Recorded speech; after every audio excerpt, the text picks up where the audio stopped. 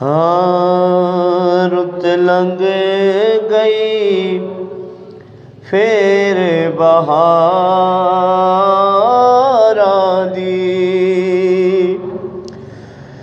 اجے چٹھی آمدی new آیا نہیں رت لنگ گئی پھر بہار آدی اجے چٹھی آمدی نیو آیا نہیں نت ہجرے دے پانبڑ ساڑڑ پہ حوصلہ دیا بد لیاں چایا نہیں رت لنگ گئی پھر بہار آدی جے چنگیاں دی منظوری دسو مندیاں داتا کیڑا ہے اساں مندیڑے ہاں برے ہاں تیرے اساں مندیڑے ہاں برے ہاں تیرے اساں ہور کسے لال لایا نہیں رت لنگ گئی پھر بہار آدی کی پل ہو گئی مسکینہ تو کرو معاف خطا جو ہو گئی ہے کی پل ہو گئی مسکینہ تو کرو معاف خطا جو ہو گئی ہے حسنین دا صدقہ اج کرم کرو حسنین دا صدقہ اج کرم کرو جند چل دی ہو رے جدا یا نہیں رت لنگ گئی پھر بہار آدی بے عملہ کچھ پلے نہیں ایک مال آسینوں تیری رحمت دا یا رسول اللہ بے عملہ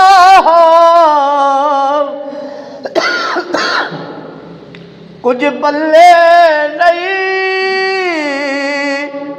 ایک مال آسینو تیری رحمت دا ہو بیدار تساں دی آل دہاں اساں کیتیاں ہو رے کمایا نہیں رت لنگ گئے پھر بہار آدی اجے چٹھی آمدی نیو آیا نہیں نت ہجرے دے پانبڑ ساڑن پہ وصلان دیاں بدلیاں چھایاں نہیں حمد و ثنا رب ذوالجلال اور ہدیہ بحضور سرور کائنات صلی اللہ علیہ وآلہ وسلم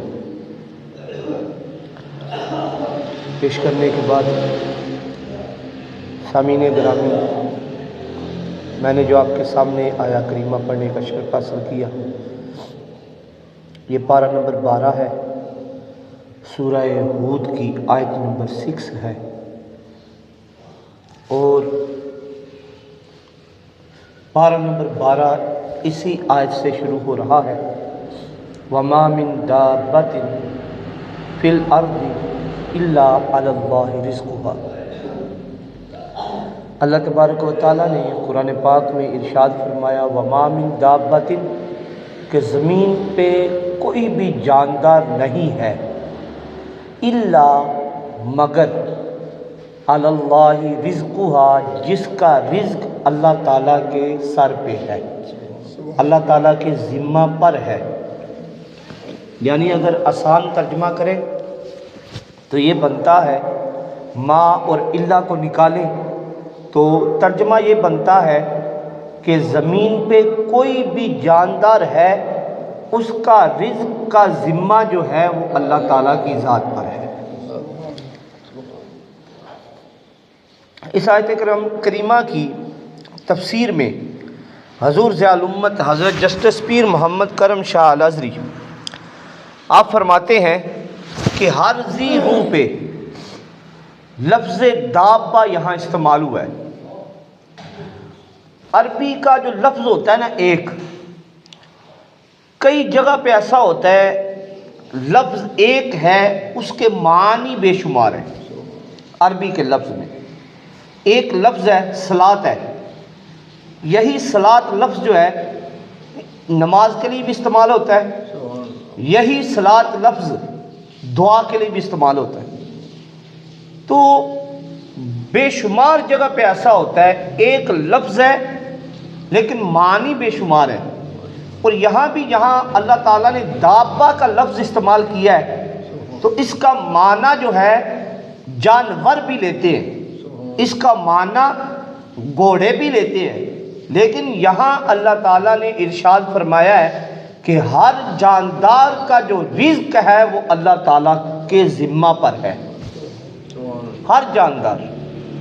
حضور ضیاء الامت حضرت جسٹس پیر محمد کرم شاہ الازہری آپ فرماتے ہیں اطلقوا علی کل حیوان ذی روح، جتنی بھی روح والی چیزیں ہیں، جتنے بھی جاندار ہیں، ہاں وہ پرند ہو، ہاں وہ چرند ہو، ہاں وہ جانور ہو، ہاں وہ کوئی بھی جاندار ہو، ہاں وہ جانور ہو، کوئی بھی چیز ہے جس میں روح موجود ہے، اس کے رزق کا ذمہ اللہ تعالیٰ نے لے لیا۔ ہاں وہ سمندر کے اندر ہے یا سمندر کے باہر، ہاں وہ فضا میں ہے، ہاں وہ زمین پہ ہے، ہاں وہ خشکی پہ ہے، کوئی بھی چیز ہے اس کا ذمہ اللہ تعالیٰ نے اپنے ساتھ لے لیا۔ تو آپ کو یہ بھی بتاتا چلوں کہ اللہ تعالیٰ پر واجب نہیں ہے، واجب نہیں ہے کہ وہ ہر انسان کو رزق پہنچائے، لیکن جب وہ اپنے آپ پر ذمہ لے لیتا ہے پھر اس کو پورا بھی کرتا ہے۔ اللہ تعالیٰ نے ارشاد فرمایا کہ ہر جاندار کا جو رزق ہے وہ میرے ذمہ پر ہے، میں ہی رزق پہنچانے والا ہوں۔ دوسری جگہ پہ ارشاد فرمایا واللہ خیر الرازقین، اللہ تعالیٰ کی ذات ہی ہے جو سب سے بہترین رزق دینے والی ہے۔ اللہ کی ذات ہے جو رازق ہے، رزق دینے والی ذات اس اللہ کی ہے، وہی اللہ ہے جو جانداروں کو رزق دیتا ہے۔ سامعین گرامی، حضور صلی اللہ علیہ وآلہ وسلم کا ارشاد گرامی موجود ہے، تو ہم نے دیکھنا کیا ہے کہ سب سے بہترین رزق کون سا ہے؟ سب سے بہترین رزق، حصول رزق کے لیے نکلنا، یہ سب سے بہترین رزق ہے۔ اللہ تعالیٰ جو بندہ گھر پہ بیٹھا رہے اور کہے میرے پاس رزق آ جائے گا، اسے پسند نہیں کرتا۔ یہ فرمانے کا مقصد کیا تھا کہ انسان جب کماتا ہے، انسان جب پیسہ کماتا ہے تو کل کو اگر اس کے پاس مال آ جائے، وہ یہ نہ کہے یہ جو جتنا رزق مجھے ملا ہے وہ میری بدولت ملا ہے، میری عقل کی وجہ سے ملا ہے، میں بڑا عقل مند تھا، میں بڑا شعور رکھنے والا تھا، اس میں میری محنت شامل ہے، بلکہ وہ یہ کہے کہ اللہ تعالیٰ کی عطا کردہ مجھے رزق ملا۔ یہ نہ وہ انسان تکبر کر بیٹھے جس طرح قارون نے کیا۔ اللہ نے پیسہ دیا، اللہ تعالیٰ نے عہدہ دیا، فرعون کو عہدہ دیا، وہ خدا بن بیٹھا۔ اس نے تکبر کر دیا کہ رزق کو میں بھی دیتا ہوں، وہ خود رازق بن گیا، خود اس نے جنت اور دوزخ بنا دیے۔ تو اللہ تعالیٰ نے اس لیے ارشاد فرمایا وَمَا مِن دَابَّةٍ فِي الْأَرْضِ إِلَّا عَلَى اللَّهِ رِزْقُهَا، کہ زمین پر جتنے بھی جاندار موجود ہیں ان کے رزق کا ذمہ اللہ تعالیٰ کے ساتھ ہے، اللہ تعالیٰ نے ان کا ذمہ لے لیا۔ حضور صلی اللہ علیہ وآلہ وسلم کی حدیث مبارکہ ہے، آپ صلی اللہ علیہ وآلہ وسلم نے ارشاد فرمایا کہ جب کوئی بندہ حلال رزق کماتا ہے، آپ دیکھیں جو بندہ حلال رزق کماتا ہے اور حرام کے لقمے سے اپنے آپ کو بچا کر رکھتا ہے، حضور صلی اللہ علیہ وآلہ وسلم نے ارشاد فرمایا وہ بندہ، اس کے دل پر اللہ تعالیٰ اپنے نور کا سایہ کر دیتا ہے، اس کے دل کو اللہ تعالیٰ اپنے نور سے روشن کر دیتا ہے، اور اللہ تعالیٰ اس کے دل کو علم و حکمت کا سرچشمہ بنا دیتا ہے۔ تو حضور نے ارشاد فرمایا یہ جو حلال رزق کمانا ہے نا، حلال رزق کمانا، جو بندہ، ایک بندہ ہے وہ دیہڑی لگاتا ہے، مستریوں کے ساتھ جاتا ہے، پورا دن مستریوں کے ساتھ کام کرتا ہے، مزدوری کرتا ہے، لیکن وہ نماز کے وقت نماز بھی پڑھتا ہے، پورا دن کام بھی کرتا ہے۔ اللہ تعالیٰ نے کہ نبی صلی اللہ علیہ وآلہ وسلم نے ارشاد فرمایا جو بندہ پورا دن حلال رزق کمانے کے لیے محنت کرتا ہے، مشقت کرتا ہے، اللہ تعالیٰ اس کا جو ٹائم ہے وہ عبادت میں شمار کر دیتا ہے۔ تو ایک تو یہ بندہ پورا دن حلال رزق کے لیے کوشش کرتا ہے، اس کا جو ٹائم ہے وہ عبادت میں شمار ہوتا ہے۔ تجارت اللہ کے انبیاء کی سنت ہے، جو تاجر ہے، جو لوگ دکانیں کھول کے بیٹھے ہیں پورا دن وہ بھی مشقت کرتے ہیں، پورا دن بیٹھنا کوئی آسان کام ہے۔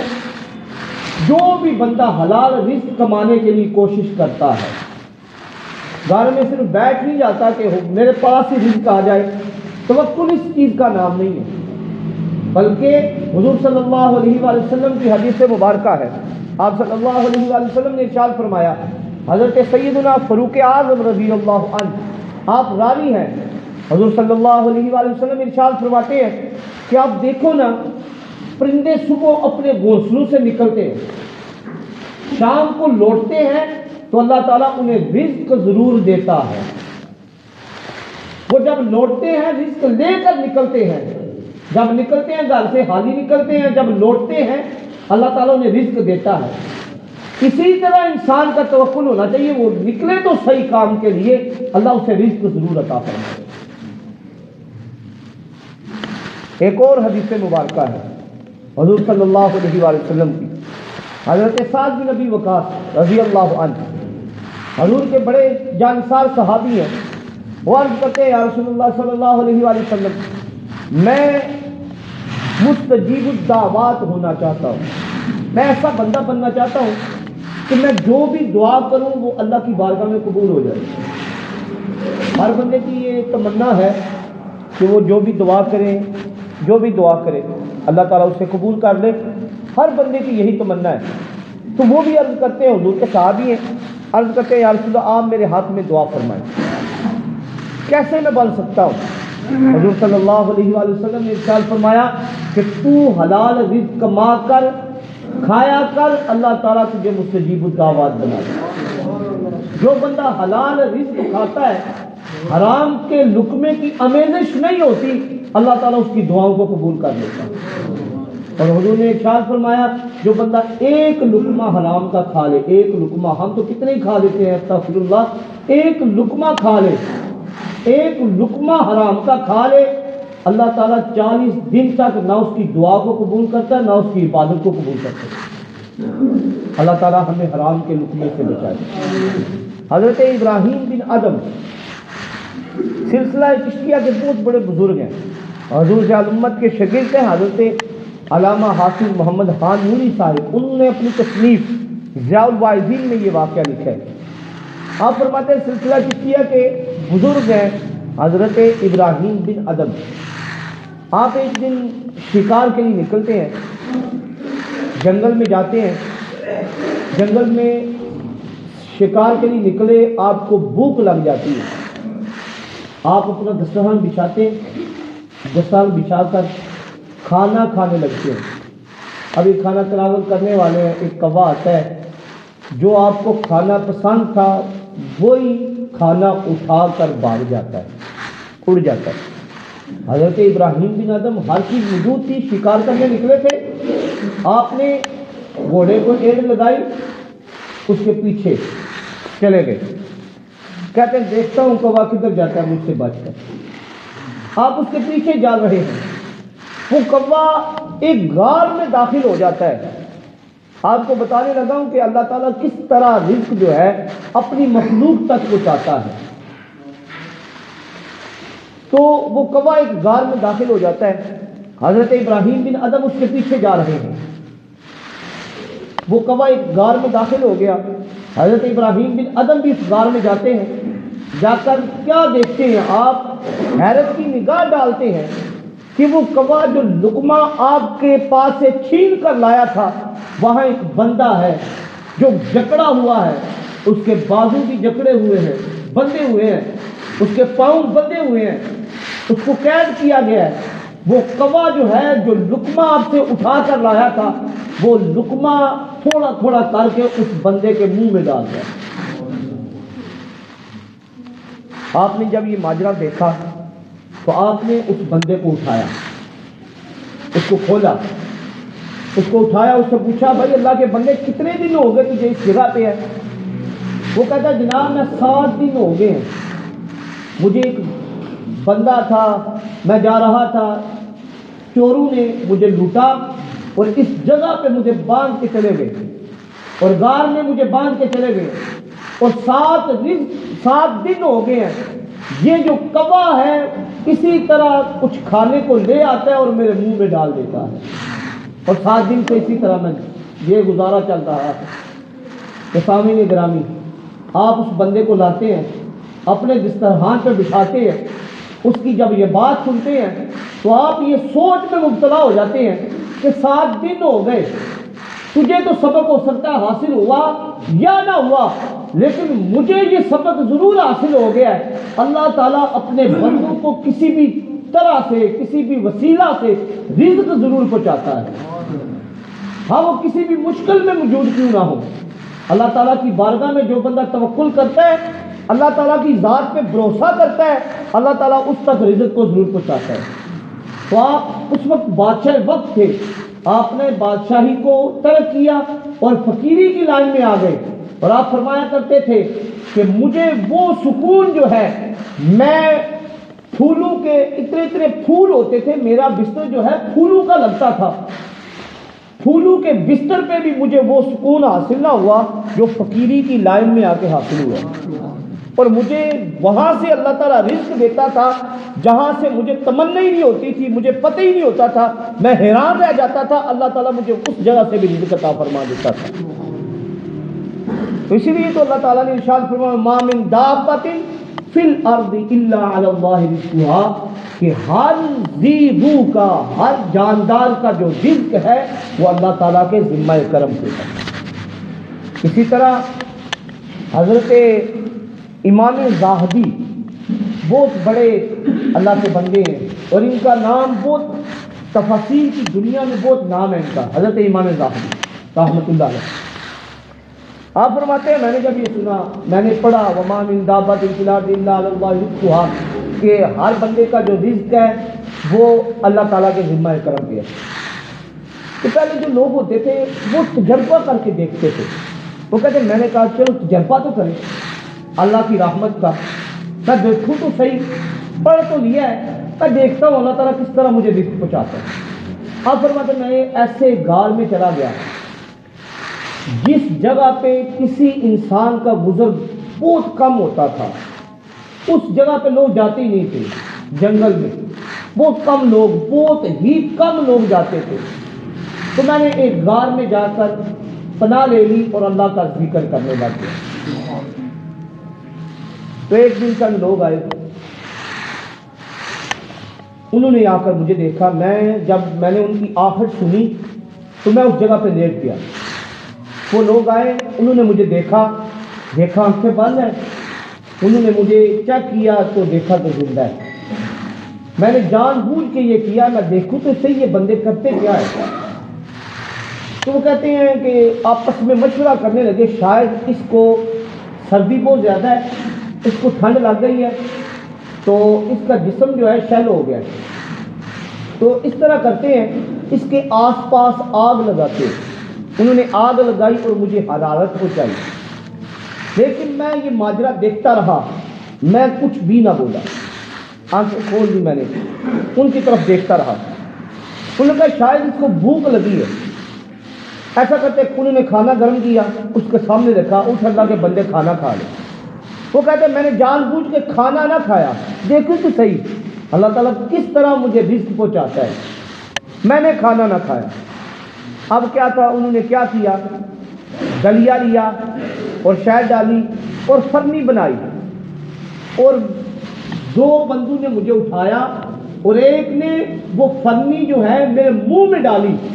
جب میرے منہ میں لقمہ گیا رزق کا تو میں نے اسی وقت ہنسنا شروع کر دیا. تو انہوں نے سمجھا شاید پاگل ہو گیا، یہ بھوک کی وجہ سے یا سردی کی وجہ سے پاگل ہو گیا. تو جب میں ہنسا تو انہوں نے پوچھا، تو میں نے کہا میں پاگل وغیرہ نہیں ہوں، میں صرف اس بات کا مشاہدہ کرنا آیا تھا کہ اللہ تعالیٰ کس طرح رزق جو ہے اپنے بندوں تک پہنچاتا ہے. تو میں نے اتنے دن ہو گیا میں اس جگہ پہ ہوں تو اللہ تعالیٰ نے اس طرح میرے رزق کا انتظام کر دیا. تو سامعین گرامی، اللہ تعالیٰ نے ارشاد فرمایا ما من دابۃ فی الارض الا علی اللہ رزقها، ہر جاندار، جتنے بھی جاندار ہیں ان کا رزق جو ہے اللہ تعالیٰ نے اپنے ذمہ کرم پہ لے لیا.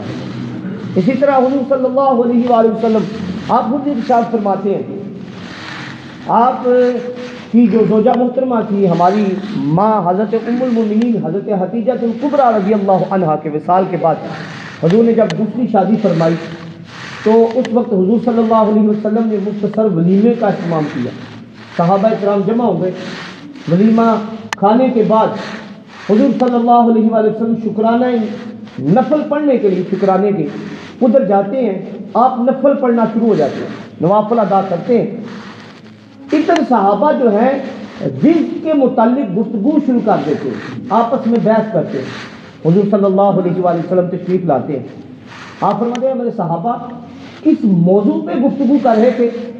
عرض کرتے ہیں یا رسول اللہ صلی اللہ علیہ وآلہ وسلم ہم اس موضوع پہ گفتگو کر رہے تھے کہ اللہ تعالیٰ بندوں کو رزق کیسے پہنچاتا ہے، کیسے رزق پہنچاتا ہے.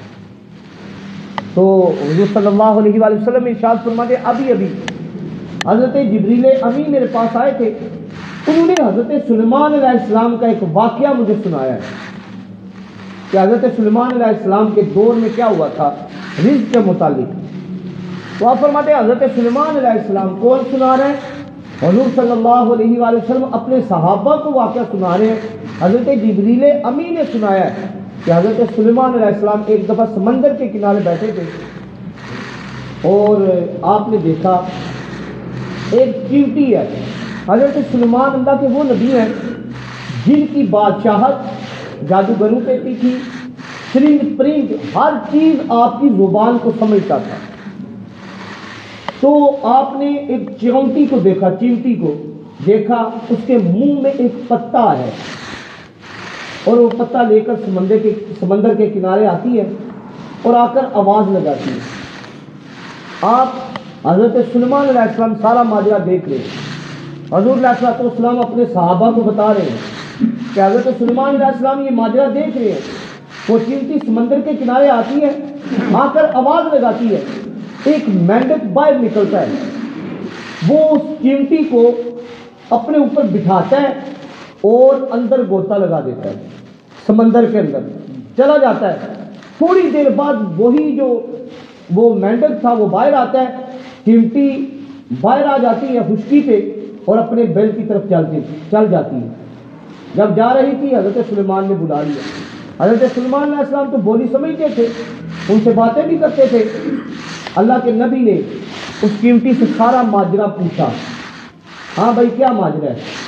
وہ کہتی ہے کہ اللہ تعالیٰ نے میری ڈیوٹی لگائی ہے, اس سمندر کے اندر ایک چٹان ہے, اس کے اندر ایک کیڑا ہے, اس تک رزق پہنچاتی ہوں میں. 2 دن میں 2 مرتبہ یہ میں عمل کرتی ہوں.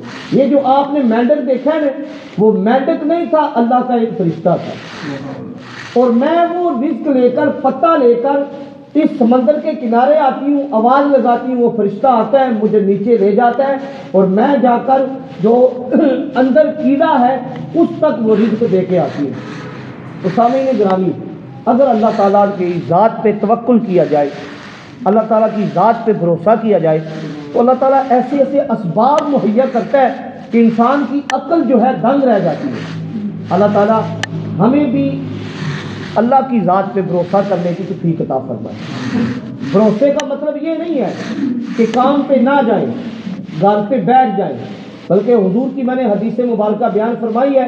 حضور صلی اللہ علیہ وآلہ وسلم نے ارشاد فرمایا, جو بندہ حلال رزق کمانے کے لیے نکلتا ہے گھر سے اور حرام کے لقمے سے اپنے آپ کو بچا لیتا ہے, اللہ تعالیٰ اس کے دل کو منور بھی کر دیتا ہے, اور اللہ تعالیٰ جو ہے اس کے دل کو علم و حکمت کا سرچشمہ بھی بنا دیتے ہیں, اور پورا دن جو مشقت کرتا ہے اللہ تعالیٰ اس کا دن عبادت میں شمار کر دیتے ہیں.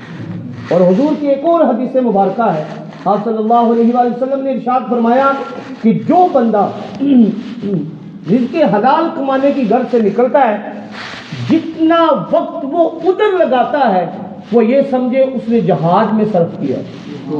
وہ جہاد, جتنا ثواب جہاد کا عطا کرتے ہیں اللہ تعالیٰ, اتنا ہی ثواب اللہ تعالیٰ اس بندے کو عطا کرتا ہے. صحابہ کی مجلس لگی ہے, حضور کے صحابہ عرض کرتے ہیں یا رسول اللہ صلی اللہ علیہ وآلہ وسلم, وہ جو جوان جا رہا ہے کتنا کڑیل جوان ہے, کتنا طاقتور جوان ہے, یا رسول اللہ کاش کہ اس کی جو انرجی ہے وہ جہاد میں صرف ہو, وہ جہاد کے لیے نکلے, وہ جہاد